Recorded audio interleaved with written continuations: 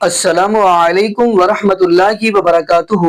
اعوذ باللہ من الشیطان الرجیم، بسم اللہ الرحمن الرحیم۔ الیوم اکملت لکم دینکم واتممت علیکم نعمتی ورضیت لکم الاسلام دینا۔ جی ناظرین، آج ہم جس حوالہ سے گفتگو کرنے جا رہے ہیں، جیسا کہ ناظرین آپ کو اس بات کا علم ہے کہ ایک دو دن قبل یعنی ڈاکٹر سبیل صاحب ان کے حوالہ سے ایک بندہ یعنی ریلیو آف دا فکر کا مولانا صاحب وہ یہ بات کر رہے ہیں کہ یہ جو آپ کیمرے لگوا کے اور ساؤنڈ سسٹم لگوا کر نماز تراویح پڑھا رہے ہیں، کیا یہ بدعت نہیں ہے؟ تو ناظرین، حیران کی والی بات ہے، ان لوگوں کے اوپر بڑے دکھ کے ساتھ یہ بات کی جاتی ہے۔ یہ تو ہم بدعت، ان کے سوالوں کا جواب، یہ جو مولوی نے باتیں کی ہیں، یہ ہم آپ کو ویڈیو دکھاتے ہیں، اس کے بعد ہم آپ کو ڈاکٹر سبیل صاحب کا بھی جواب سنواتے ہیں، پھر انشاءاللہ اسی والا سے آگے ہم بھی تفصیلاً جواب دیں گے کہ بدعت ہے کیا، تو یہ لوگ کون سی بدعت کرتے ہیں اور کیا کام کرتے ہیں وہ بھی بتائیں گے، اور اس کو سمجھائیں گے کہ بدعت کس کو بولتے ہیں۔ تو آئیے ناظرین، اب ہم ویڈیو کی طرف بڑھتے ہیں، پھر انشاءاللہ ناظرین آگے ہم بھی گفتگو کریں گے۔ آئیے ناظرین مل کے ویڈیو دیکھتے اہل ہیں۔ حدیث کے لوگ، وہابی لوگ اس ویڈیو کو مس نہ کریں۔ یہ جو حافظ صاحب اہل حدیث کے ترابی پڑھا رہے ہیں اور 6 کیمرے لگے ہوئے ہیں اور اندر ایک پورا نظام ہے جو اس کو چلا رہا ہے، ایل سی ڈی لگی ہوئی ہیں، مشینری لگی ہوئی ہے، ساؤنڈ سسٹم لگا ہوا ہے، مجھے بتائیں اس طریقے سے کس نبی نے، کس پیغمبر نے، کس صحابی نے ترابیاں پڑھائی؟ یار یہ کوئی نیا طریقہ نہیں، اور آپ کے مطابق جو چیز اسلام میں نہیں داخل کی جائے وہ تو بدعت ہے۔ ہم اگر میلاد کے موقع پر لائٹیں لگا لیں، جھنڈیاں لگا لیں، ربیع الاول کے موقع پر ہاتھوں پر جھنڈا پکڑ لیں، یا رسول اللہ کے نعرے لگائیں تو وہ بدعت شرک۔ اور آپ 6 کیمرے لگا کے اندر ساؤنڈ سسٹم لگا کے، ایل سی ڈیاں لگا کے اور ان پر آپریٹر بٹھا کے سسٹم رکھ کے سب کچھ کر رہے ہیں، یہ جائز ہے، یہ بدعت نہیں ہے۔ تو وہی گل ہوگی نا، ساڈا کتا کتا تے تہاڈا کتا ٹوٹ۔ آپ بھی بتائیں کہ آپ بھی ماشاءاللہ ایک تراویح پڑھا رہے ہیں اور آپ کی قرات ماشاءاللہ بہت ہم سب سنتے ہیں،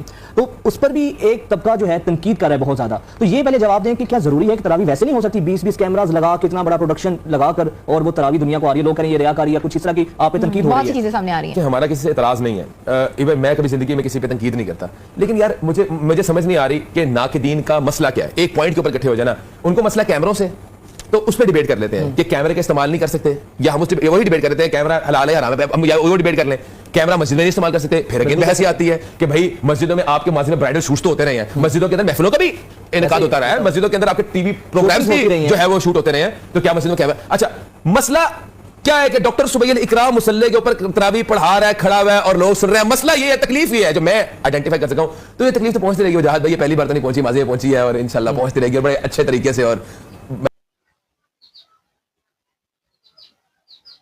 جی ناظرین، آپ نے یہ بڑی مناظر فرمائی، قرآن پاک کی آیت بتلا رہی ہے الیوم اکملت لکم دینکم واتممت علیکم نعمتی ورضیت لکم الاسلام دینا۔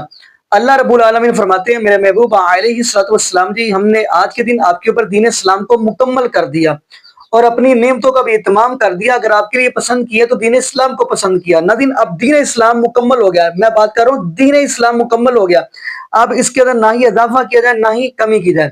اب ہم اگلی بات کرتے چلیں۔ ناظرین، اگر کوئی بندہ بائک لیتا ہے یعنی موٹر سائیکل لیتا ہے، وہ دین سمجھ کے نہیں لیتا، وہ سہولت سمجھ کے لیتا ہے۔ اگر کوئی بندہ گاڑی لیتا ہے یعنی کار لیتا ہے، وہ دین سمجھ کے نہیں لیتا، سہولت سمجھ کے لیتا ہے۔ اگر کوئی بندہ بس لے لیتا ہے، وہ دین سمجھ کر نہیں لیتا، وہ اپنی سہولت سمجھ کر لیتا ہے۔ اگر کسی بندے کے پاس سائیکل ہے، وہ دین سمجھ کر نہیں لے رہا، وہ سہولت سمجھ کر لے رہا ہے۔ اگر نہیں، یہ دیکھو مسجد کے اندر مائک لگے ہیں، ساؤنڈ سسٹم لگے ہیں، اس کے دین کے ساتھ کوئی تعلق نہیں ہے، یہ دین سمجھ کے کام نہیں کیا جا رہا، یہ ایک سہولت ہے۔ کیا کہ عوام الناس تک رب العالمین کے قرآن کی آواز جائے۔ جیسا کہ آپ نے ڈاکٹر سبیل اکرم سے بھی باتیں سنی، انہوں نے بڑی کمال کی گفتگو کی ہے۔ اور اگلی بات ہم کرتے چلیں، مجھے حیرانگی ہوتی ہے، ایک بندہ اٹھتا ہے، وہ یہ بات کہتا ہے جی یہ جو آپ کی مسجد کے مینار ہے یہ بدعت نہیں ہے، اللہ معاف فرما دے، استغفر اللہ معاذ اللہ۔ اب اس بندے کو یہ سمجھائے بندہ کہ جو مسجد کا مینار ہے اس کا نام تو اللہ کے محبوب علیہ الصلوۃ والسلام نے خود لیا۔ صحیح البخاری کے حدیث ہے، محبوب علیہ الصلوۃ والسلام نے فرمایا کہ قیامت کے قریب دمشق کی جامع مسجد کے مینار کے اوپر عیسیٰ علیہ السلام اتریں گے۔ اب ناظرین بات ہوگی ان کی، اب ان کی طرف بھی چلتے چلے۔ میں کہہ چکا ہوں جو مائک ہے، سپیکر ہے، یہ بندہ دین سمجھ کر نہیں کام کرتا، یہ بات ذہن میں رکھ لے، یہ ایک سہولت ہے۔ اب اگلی بات ہم کرتے چلے، ان کے ہاں دین کی بات کرنا کو، ان کے ہاں اپنی خود ہی ایمانداری سے بتائیں، یہ جو کل 40 7 11ویں 15ویں 18ویں 25ویں 40ویں 45ویں کر دیا، میں غصے سے الفاظ کہہ رہا ہوں، اس کے بندے یہ دین سمجھ کے کرتے ہیں، اور آگے سے عوام الناس کو یہ کہتے ہیں کہ اگر ہم یہ جو 2 4 صورتیں پڑھ لیتے ہیں اس میں حرج کیا ہے۔ اب میرا سوال یہ ہے, میں طالب علم یہ سوال کر سکتا ہوں, یہ جو کہتے ہیں کہ 4 صورتیں ہم پڑھ لیتے ہیں, کیا محبوبہ علیہ الصلوۃ والسلام کے صحابہ نے یہ کام کیا؟ پہلا سوال, محبوبہ علیہ الصلوۃ والسلام نے, بلکہ محبوب علیہ الصلوۃ والسلام نے یہ کام کیا, پھر اس کے بعد محبوبہ علیہ الصلوۃ والسلام کے صحابہ نے کام کیا؟ نہیں کیا. پھر یہ کیوں کر رہے ہیں؟ یہ ہے دین کے اندر اضافہ, یہ کر رہے ہیں دین کے اندر اضافہ. اور اگلی بات ہم کرتے چلے, اور اگلی بات جو ہے, یہ وہ لوگ ہیں جو کہتے ہیں شیخ عبد القادر جیلانی رحمت اللہ علیہ, اللہ معاف فرما دے, استغفر اللہ, مردوں کو زندہ کرتا ہے. یہ کیا کر کے کر رہے ہیں؟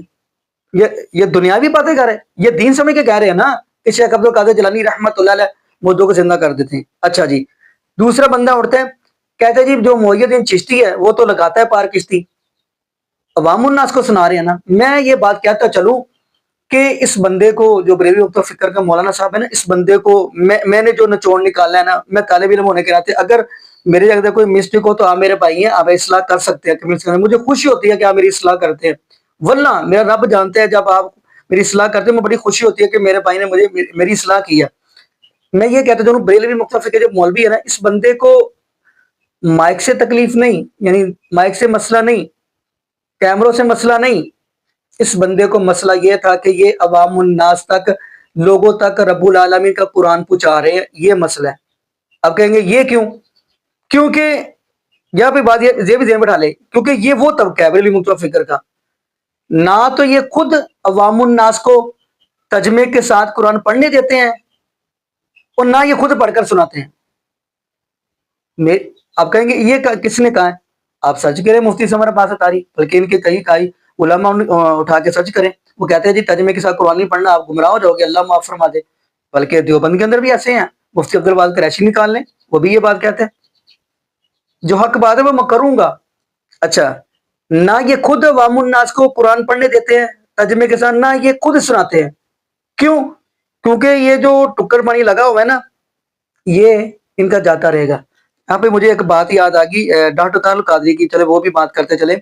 ان کی میں گفتگو سن رہا تھا, وہ کہہ رہا تھا کہ یہ جو بریلوی نقطہ فکر کے مولوی ہے نا, یہ ساری عمر ان لوگوں نے نا مردوں کے پیسے کھائے ہیں, کل 40 ساتوں کے پیسے کھائے ہیں.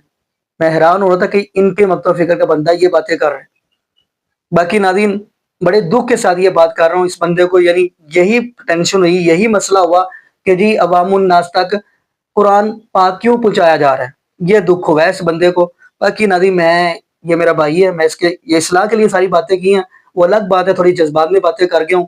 باقی ناظرین, یہاں پہ میں اگر کسی کی دل آزاری ہو یہ بھی میں معذرت کر لیتا ہوں, لیکن یہاں پہ میں یہ بات کرتا چلوں, مین چیز جو ہے نا ہمارے لیے شریعت رب العالمین کا قرآن ہے, محبوب علیہ الصلوۃ والسلام کا فرمان ہے.